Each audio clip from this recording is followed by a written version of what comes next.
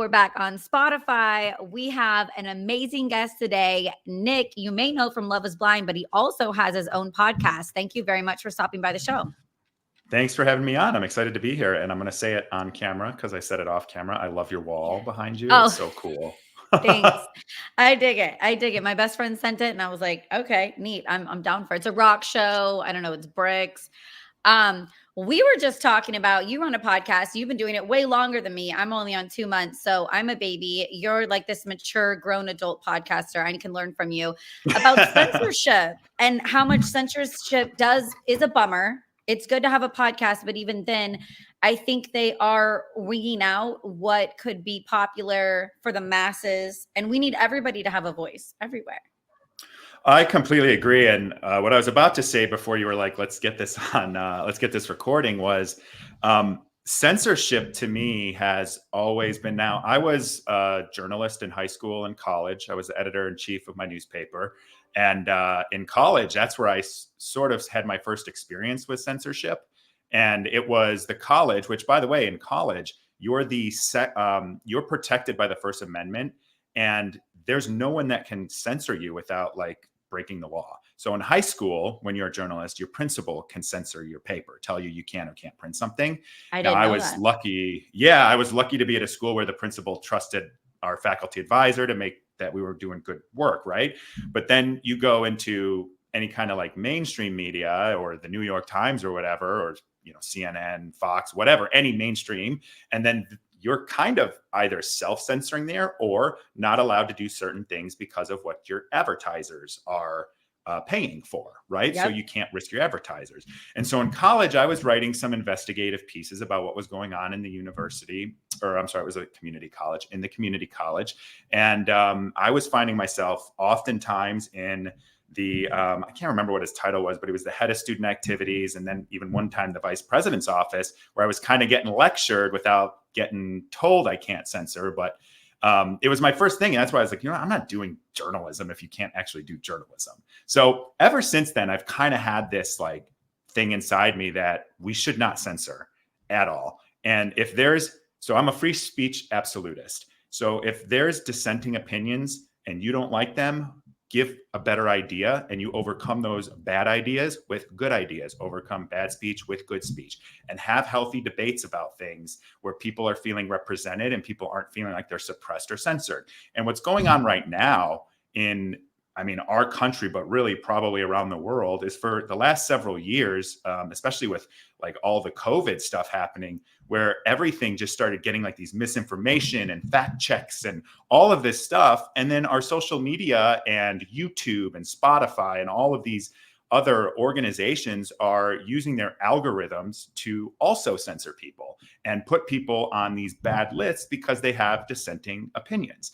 And it's become this issue now where like I'm finding myself just totally out of control of who sees my stuff anywhere. My own friends on Instagram say they don't ever see my posts and they need to go look on my page if they want to see my posts. I have a YouTube channel that pumps out content 5 or 6 days a week, and I have times where I will barely grow in a month. And so I look at this and I think to myself, what is going on here? And we just have people, for whatever reason, that have varying opinions or going against, a mainstream narrative, or in my case, standing up against, reality TV and unethical, exploitative labor practices, and trying to fight that fight. And it's just hard to even have a voice when you're not invited to the table, when you're in the social media town square and you can't use your voice. And that could be, again, not just for what I'm doing, but for what we think about. We have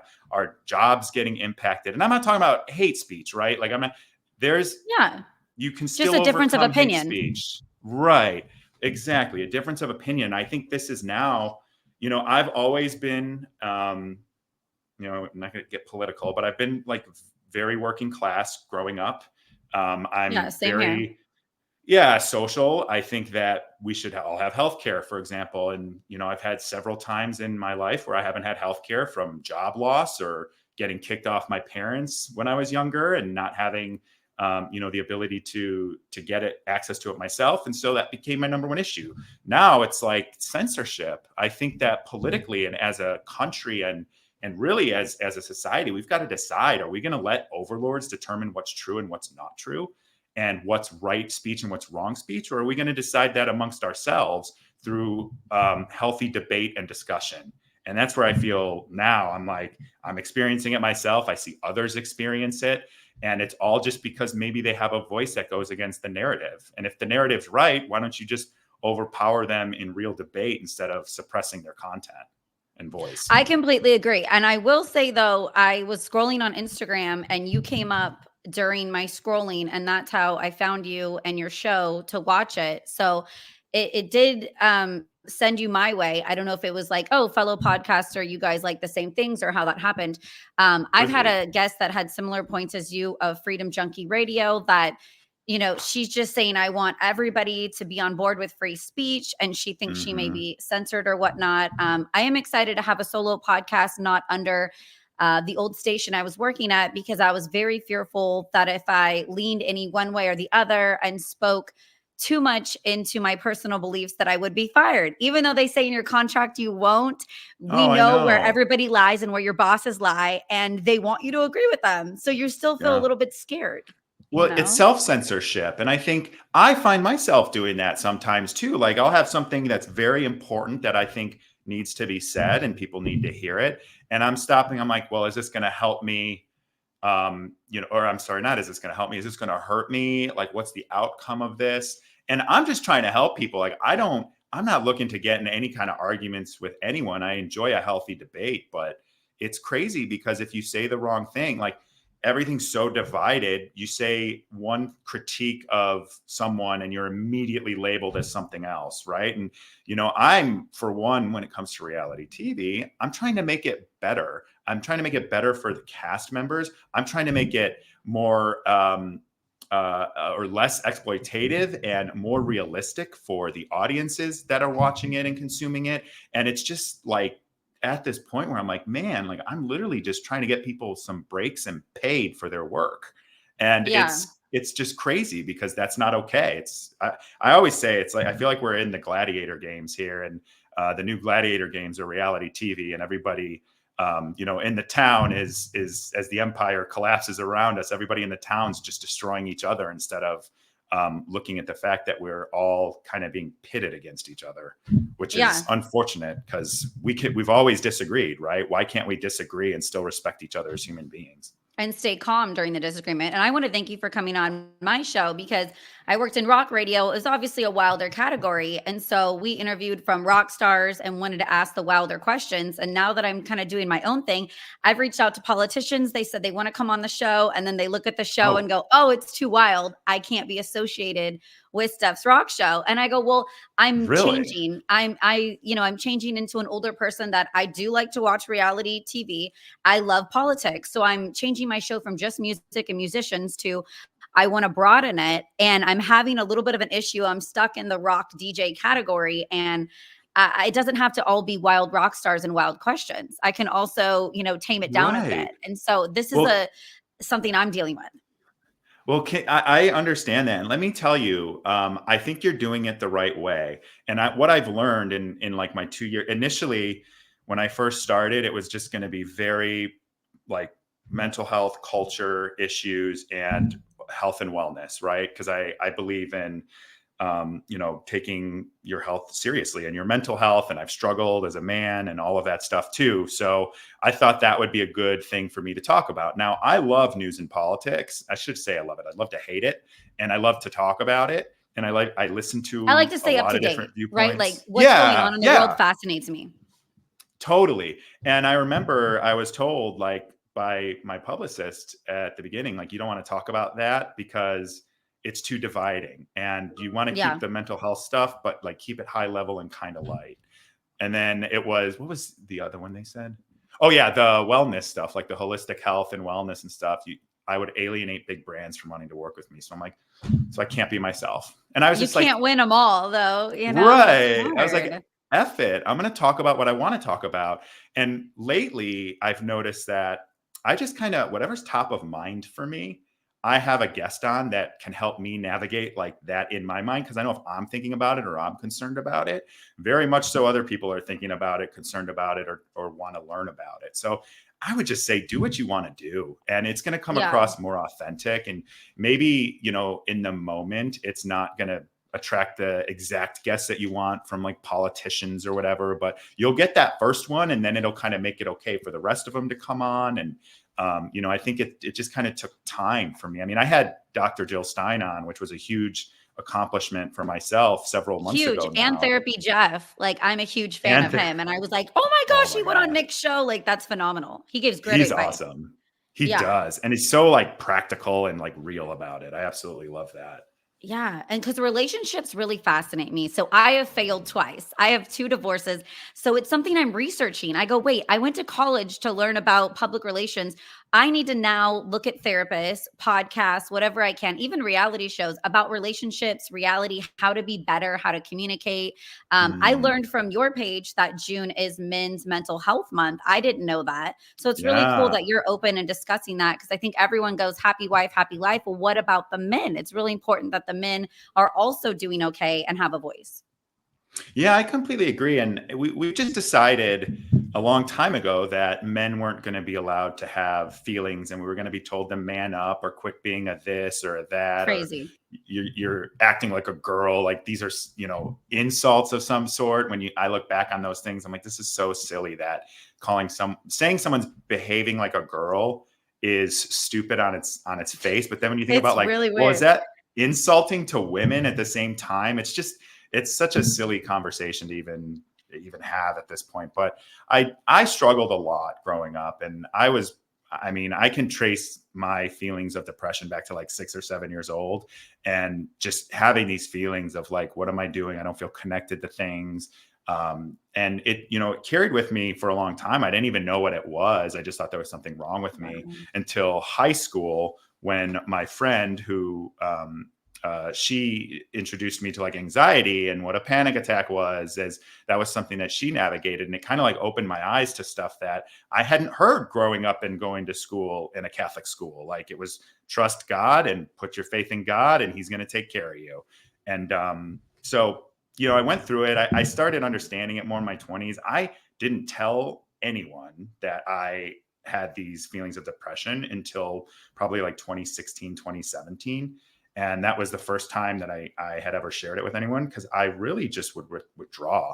And so it's still hard for me to talk about it. And I'm much better talking about it when I'm talking about it, obviously, if I'm in a better space. But when I'm talking about it with like something I've learned from being in a worse spot, than actually like sharing when I'm in a bad spot. During. Yeah. Yeah. I I still think there's withdraw. shame That's on my, it, there is. sometimes, Yeah. or like shameful for. I'm getting really good. I think now I joke I'm having a midlife crisis, but in a fun way. Like, this is cool. I'm just kind of whatever bought the sports car, started the podcast. And I'm getting much better about being vocal of today's a bad day. Today I'm not feeling great. I'll tell my Oh, I'm friends, I'll tell sorry. people, or I don't have Oh, the energy. Oh, not today. I oh, mean, okay. I was like, yeah, oh, no, today I feel good. I had a lot of coffee. No, I feel great. But like just telling my girlfriends, like, man, I'm low energy. I just don't feel good. So I don't want to do this activity. I think even a couple oh, years ago, I would have been uncomfortable saying, it's just not a good mental health day. I don't want to go out. I know myself now. I don't want to go out and try to have fun and fake it if I'm just not in the mood. totally. Totally. And And I I want don't us to be know. more comfortable with like being able to talk about it. Like, meh, today I'm not social. And I am such a social person normally. So people get shocked when I want to stay in my cave. But sometimes I have my cave days. Well, I wonder if like, i- for you, if you were to say, I have a stomach ache, or I have a stomach bug, or I've got a really bad headache, or I've caught in a cold, they wouldn't think twice about it. But if you're like, I'm just Right. not mentally there, people are like, oh, you'll feel better if you come out. It's Yeah. like, Or have a drink. No, that's uh, not going to make it better. Right. Like might mixing. temporarily. Yeah, well, for like a couple hours, and then I think it's a real thing my girlfriend taught me about anxiety, where like you think your anxiety is bad, so you go out and drink and be social, and then the next day it's actually worse, and I think that's a Yes, thing. it I'm is. like, It we can totally use that. is. So I One love friend your and I have been awareness. talking about that for years. It's a real thing. But so your awareness on your page, you've been so vocal about kind of anti-bullying and standing up for people on reality TV shows. Um, Has Netflix or anyone reached out to you about this? That's a great question. The short answer is no, they haven't. I haven't heard from anyone there in 2 years now, maybe No one response, and a. just kinda, No. "How are you? We've Oh no, none improved," of or that. no? No. Okay, okay. Wouldn't Bummer. that I be know. something? Wouldn't Yeah, that be something? that'd be I kinda think cool. I think that would be really difficult for some of these production companies and stuff because they know what they're doing, and that would cause them to have to look in the mirror and say maybe we've done some bad things, and I don't know that they're ready to do that yet. And I think I always feel, especially when Love is Blind seasons come out, which they come out like every 6 months now, I always feel this need to like, okay, I got to do a post to remind everybody that these are human beings and what you're seeing is heavily edited and may not be an accurate depiction, and treat them with respect. You don't know what the pressure's like, all of that stuff, because you don't. And they're actually finding out what their edit in their storyline, or if they're even in the show or on it, or how much, or how they're going to be portrayed. You find that out in real time with everybody else. You don't see advanced copies of it. You're not a part of the editing process to make sure you're accurately represented, or you feel that your accurate personality and the core values of who you are being properly displayed. It's all in a black box. And so, I recently had Matthew Dubala from the previous season 6 on, and he got completely misrepresented, and I would argue completely defamed by his edit, where it's one of those things where, he didn't do it, but the whole world saw him do it through editing tricks. And so Yeah, when the world hates you for something that you didn't do, but they literally saw you do it, like, there's got to be some responsibility there, in my opinion, when you're dealing with real people's lives and you're not giving any kind of disclaimer at the beginning, reminding people that these are entertainment stories and edited that way for storyline purposes. Things might be out of line or out of timelines order. off or Yeah, and there's no responsibility that they're taking there from a moral perspective at this time. And I hope that we can one day change that. And I hope that they do one day want to like work with myself and so many other cast members that have spoken out and give people the freedom to speak out because of the contracts. Like, it's very difficult to do so in a meaningful way. And it, promotes people to stay within the system because they don't want to get sued for millions of dollars. And then not really speak up about what has happened to them and their peers. And I think it's going to be a longer fight to have Netflix or any of these production companies want to call me or listen to not just me, but the army of people that are here with me. yeah. Well, the financial gain for these shows and these companies is huge. And there's always going to be new people that want to show up for new reality shows. And then what I've talked about in other podcasts are you are getting paid. So the people pleasers, when you are getting a little bit of finances in the mix, you want to make the producer happy and you want to please them. And so you may say something that they suggested you to say. And even though it's your face and your words, they off camera can give you, hey, this would be a good idea or this would be Yeah. good TV. And you do it. And then you go, oops. And then the same with the timeline of editing is mixed around. Like I did silly dating shows back in 2004 and 2003 on MTV. And so I have a super minor experience on Mm. MTV and they, I'm paid, I'm on the clock, I'm young, I'm impressionable. And they said, wouldn't it be funny to show your mom a tattoo on your ass? Well, would I have done that normally? No, not at all. But because I was like, oh, I want to make these producers happy, I did it. And then my friend said, you're nuts. Why are you showing your new tattoo on your butt? Well, there was a camera crew and they wanted it. And so I Yeah. have such like a little experience from 20 years ago that I watch these shows with a grain of salt and I laugh because I'm like, did they want to say that or did they set that up or how? But some of my friends Totally. don't understand that. And they're like, oh my Well, gosh, there's that a guy's such power a huge. dynamic too. There's a Oh, yeah. power dynamic. Like when you're on a show like Love is Blind, as I was, I didn't have any autonomy really. I couldn't leave hotel rooms or set without permission. And by the way, permission is not easy to get. You can't choose when you go to the bathroom. You've got to get permission for that. You don't get to choose when you eat, or I felt like I didn't have access to food and water that I would normally have, You're not to sleep mention you're deprived. out. Yeah, you're out of your normal structure. And I don't think people understand. This is what I say when people are like, oh, you signed up for it. Like, Yeah, I signed up for a reality show, but like I didn't know how I was going to feel being out of my structure or in this incredibly manufactured and controlled environment. And there was one point where, we had been convinced to do a somewhat semi-naked shower scene, and after that, I was like, "How did that happen? Like, how did I agree to do that?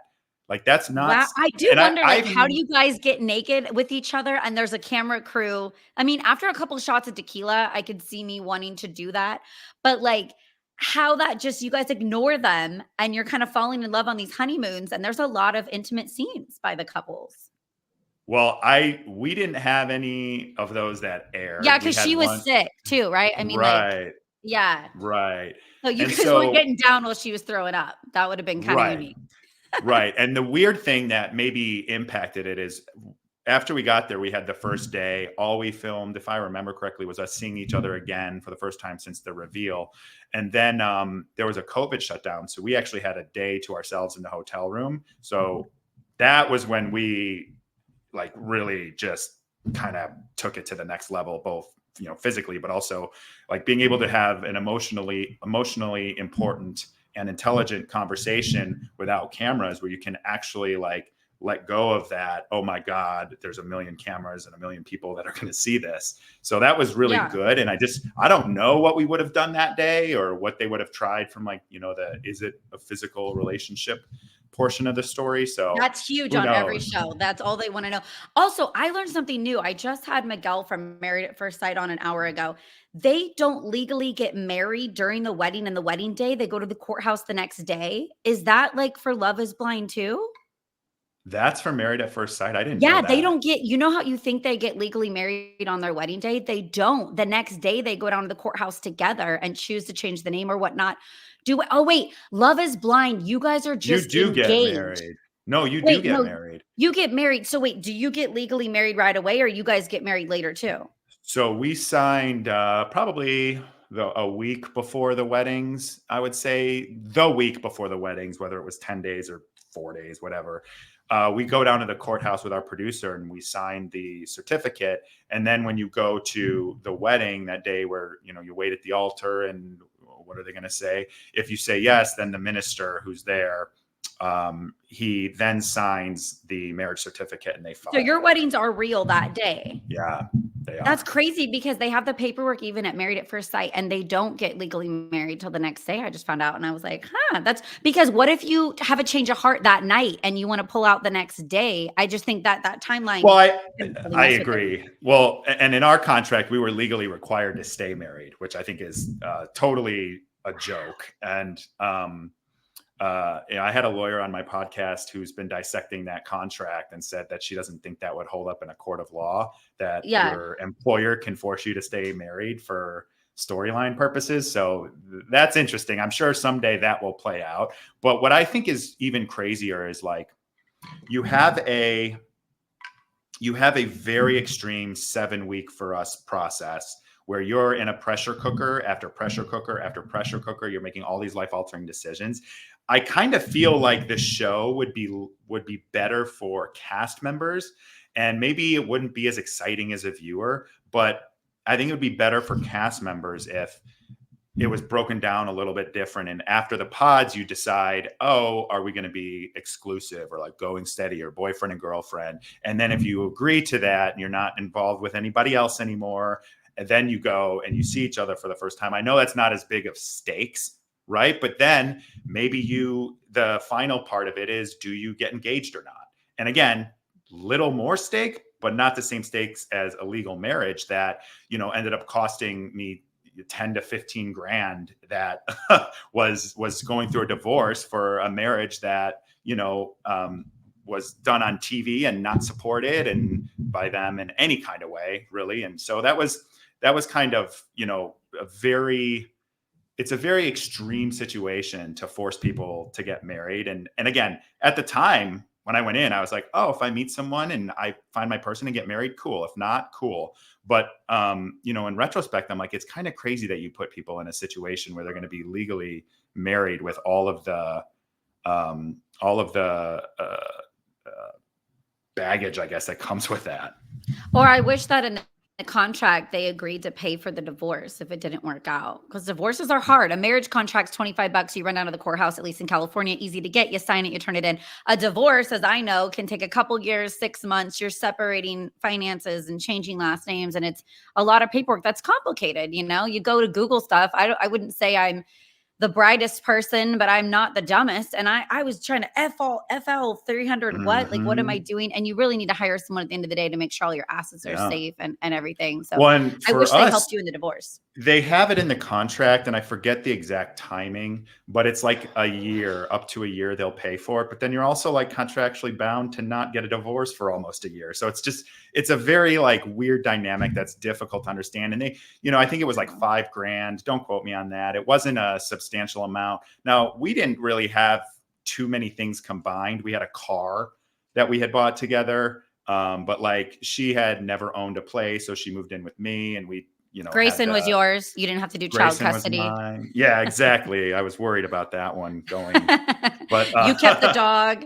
Yeah. yeah, and we had the respect for each other to just say like, let's keep our stuff and move on. But there's complications that came up anyway, right? And the fact that this is in the public eye, and the fact that we had different things that we wanted in the clauses and all of that stuff. So it just got kind of complicated from a different perspective that probably wouldn't have mattered if we weren't in the public eye. Yeah, definitely. You guys, and I know why they make the timeline so quick is there's so much stress and pressure. I can't imagine you barely All know part of someone and it. you're thrown under one roof and now you're living together and you've got the animals and the lifestyles and the jobs. I mean, I will say it makes for good TV though. I'm not gonna lie. If I'm It bored and I does. come home into the night and I turn on the TV, I go, this is a horrible high stress situation that anyone's gonna be a pressure cooker in this scenario. So of course somebody's gonna be more agitated or blow in this. I just wish they did have, you're right, like a disclaimer at the beginning of the show, like, this is nuts. People are, in this unbelievable situation with production giving them pointers. Of course, someone's not going to look, in the good light. Can I talk to you though? Because I'll So be I honest. would say I do have a petition going. It's moveon.org/reality. And it's to Okay. simply have a disclaimer put in front of every reality show, that just a little bit of text that says episodes are for entertainment purposes only. And the content can be edited, manipulated, and presented in any order for storyline purposes. We have 35,000 plus signatures on that right now. And it's been up, we're probably about 8-9 months now. We've done a couple campaigns around it. Move On has, and UCAN has. And we've had it shared by several reality cast members as well. So I encourage people, go sign that. Like, I'm not even asking them to do anything other than put a disclaimer on the front, give people the friendly reminder, because what happens with the online bullying is just insane. It's opened me up to a world that I had no idea existed, because I didn't pay that much attention to social media outside of LinkedIn. I went on Reddit in 2016 during the election and then got off and never went back to it again, because it's Yeah. like the darkest. I thought Twitter was bad. There's Reddit's the negative dark. trolls out there that just like to spread negativity. I only post if it's positive. If I'm happy and I like something, I'm like, oh, that's awesome, or go girl. I'm not going to spend time in my day to put somebody down or disagree with something. I'm going to keep scrolling. I don't understand that. I think I heard, I'm forgetting her name now. I heard a therapist on Rachel Levis's podcast a few weeks ago saying the thing that she thinks is going on is that people see something on a show that triggers them, reminds them of something that happened to them, or that happened to, their significant other, if it's a love story or something. And usually when you would see that before the internet, you get like this cool down time, right? What are you going to do? Go find this person and tell them to their face they suck? Or are you going to send them an email? Like, there's a lot of work that has to go into finding out how to tell this person you don't like them for whatever reason Yeah. you got upset. But now with social media, you can instantly react, and you don't have to do very much to get that out. And so people are going quicker and quicker onto social media, because it's just easy access to like spew whatever triggered them at this person. And then this person, it becomes like, loses their humanity to this person. This is me talking now. Loses their Yeah. humanity to this person. And I've seen several times that other cast members have posted or showed stuff, and people that send the messages respond and be like, I actually didn't know anyone actually read this, and I'm sorry. So people are like using it as a way to like spew into what they think is a black hole, but they're actually hurting individuals who, just because they went on a reality TV show doesn't mean that all of a sudden bullying is okay. It's Yeah. just, It's crazy. And I feel like the dad of the internet when I have to remind people this, that we learned in preschool, but like, you Yeah. don't have anything nice to say, don't say anything at all. You don't have to be 100%. mean to someone, and you will feel better if you opt to reflect on why it upset you and what you can do to like release that anger that isn't spewing it onto somebody else. I totally agree. Do mindfulness or meditation or something and just stay off the Right. internet negative comments. The only thing I have to say that I did laugh really hard at your season that dealt with you was the sweating. I was like, get this Mm, guy an umbrella, a fan, or a break. What was going on? it did me Was that dirty. real or fake? Did you get That sprayed by a water bottle? I wish I was sprayed by a water bottle because I Was would have that been a really little you cooler. sweating? What Yeah. happened? It was just So hot? here's the The here's text? the funny thing. Like there are probably three things that I'm self-conscious about, like physically, about how I look. One is my sweating. I've No been way. sweating since I was a young kid. And I went, like I said, I went to a Catholic school, right? We didn't have air conditioning. So for the summer months, I would just sit there and sweat and be embarrassed and be made fun of. I'd go to the bathroom just to run my hands under cold water to dry and cool Oh, down. And so it's just always something that's been there. And then, of course, for the wedding, we're outside. in the It's sun, like blazing. 90 degrees out there and humid on June, in the middle of freaking June. And it's like, I can't believe there's not a cloud in the sky to give me a moment of reprieve. Yeah. Yeah, I remember Me standing and up my there. I'm like, friends were like, well, "Get this guy indoors right now. Like, this wedding cannot be outdoors. You looked miserable, it like, was so so hot. hot."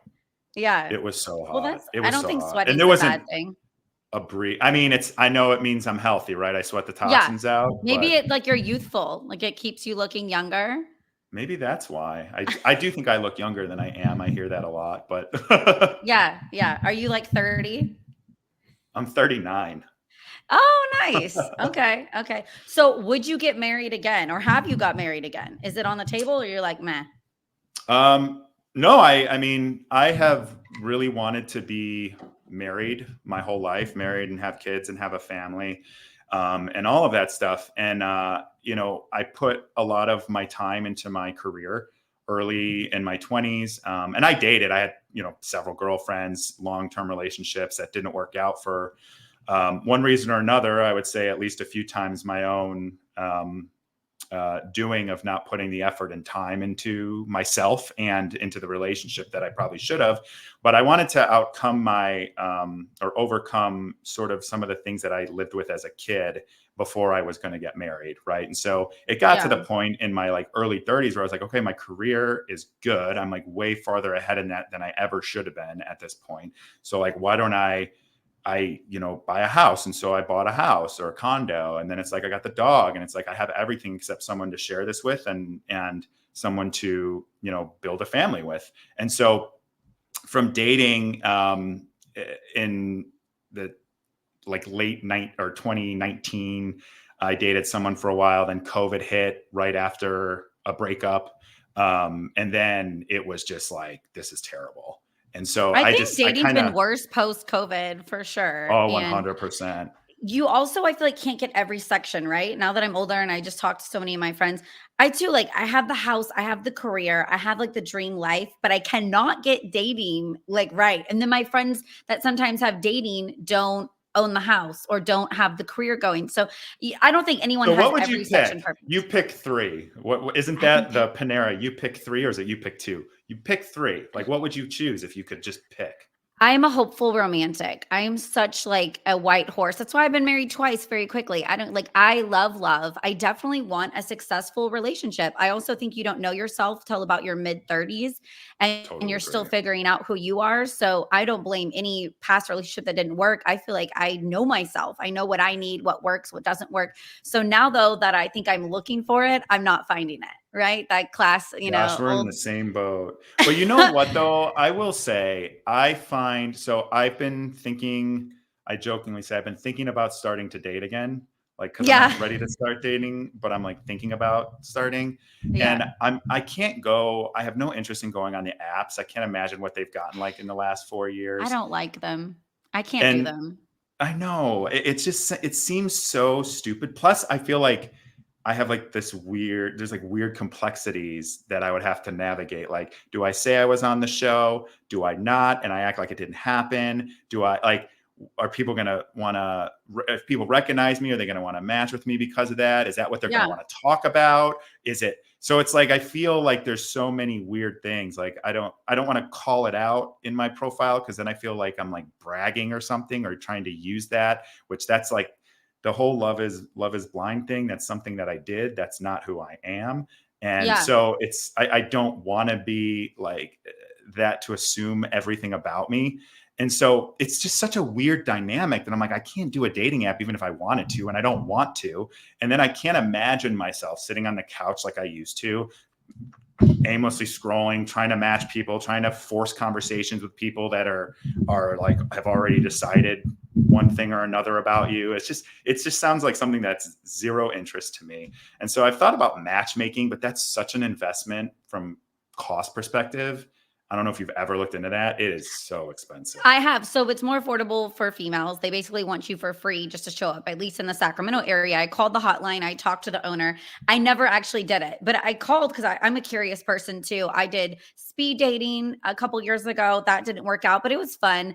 I work at a bar, so that is beneficial for me, but it also doesn't work, right? So they're all younger. So they're all way younger than me. So I end up being a cougar, and I'm like financially taking care of someone on my couch. And I'm just like, how did Oh my I got to God. stop doing the cougar thing, because it's just, it's not working out. Like, they're It's like, pretty, I was but going to say, they it's don't like, have a career. They have nothing going for them. So I'm like, the breadwinner. And after a while, it's not hot to be the man and I'm cooking and cleaning and paying. It's not good. So I don't sounds know how to date. awful. I don't know where to date. I'm in your age range, so it's hard. I will say all of our friends are kind of married or at least in Oh yeah. relationships. I'm the Yeah. odd one out. I think Mine are all the good pumping ones out are kids taken. now. Oh yeah, well I already did that, right? And so that's what's hard too. So I'm done making babies. And when I meet guys and they're like, "Oh, I want a kid." I'm like, "Oh, that part of my life is good. Now I'm Yeah. ready for my second life to have more freedom."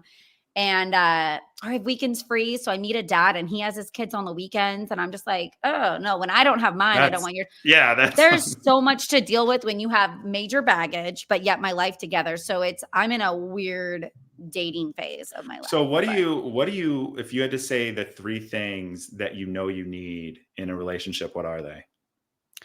definitely physical touch, quality time, lots of communication. Mm. What are yours? Close, actually. Mine are quality time.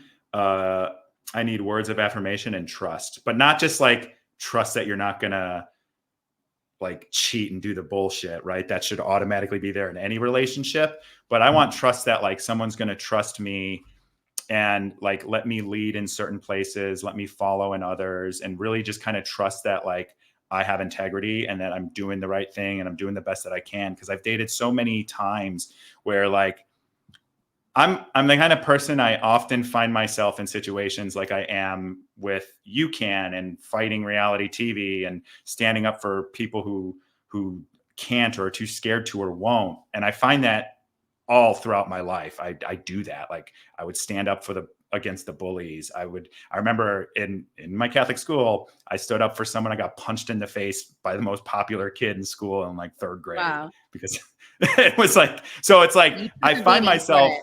yeah, I find myself in these situations when something's wrong and no one wants to say, hey, this is bad, or we should do something about this. Like, I'm like, okay, reluctant leader here, going to say, this is bad. We should do something about this.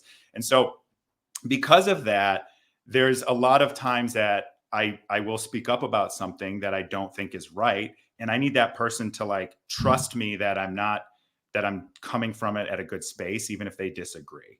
And that's something that Well, I've I'm had glad you conflict in. explained because I didn't get exactly what you were saying at first. I love that trust, like someone has my back and my partner's in my Yes. corner, especially even in a public setting, right? Then you can get home later and say, I kind of disagreed with what you had to say there, but in the private setting, explaining that later. I thought you That's were talking exactly it. about, and what I have a hard issue with is trusting, like, hey, I'm going to have a guy's night. I'm going to go out all night. Just trust me. I have such bad anxiety with separating and going out with liquor and just trusting my partner, even if I don't think they're a player and going to cheat.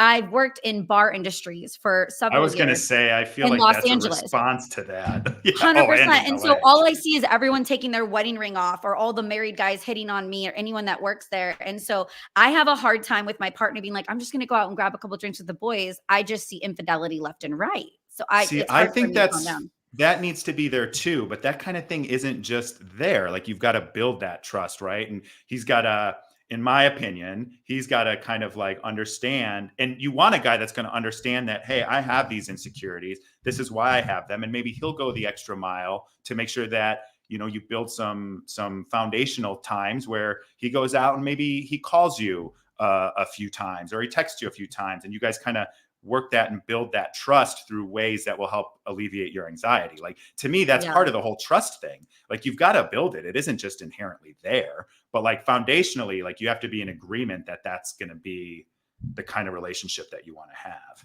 Yeah. Just and like I said, finding out yourself, who you are, what you need. And then right when you meet someone, I'll be like second date, right? Because first date, I'm just relaxing, I'm getting to know you. And if I think they're cool enough, it's where I want that second date. I will usually kind of spell out, this is what I'm looking for. Is this what you're thinking Yeah, about down the road? Because I don't want to waste my time too. I'm at that age and stage where I'm like, totally. are we doing this or not? I got to go to bed. This is what I want in the future. And if it scares someone away, that's good, right? Because then they don't want something Totally. more They're not your person. serious. Yeah.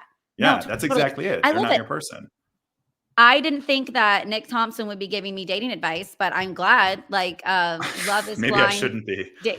No, no, I don't either. But it's good we all talk about our own experiences and learn from each other. But dude, thank you so much for taking so much time out of your day. Oh I know my you're gosh, it's super my busy and pleasure. you got to head out tomorrow and stopping by the new podcast. Yeah, thank you so much. This was great. I appreciate you having me on, and I'm excited for you and your new show. Thank you so much. And I'll be following your show and keeping up with you. And I hope you have a great, safe travels. Awesome. Thank you so much. Have a good one. You too.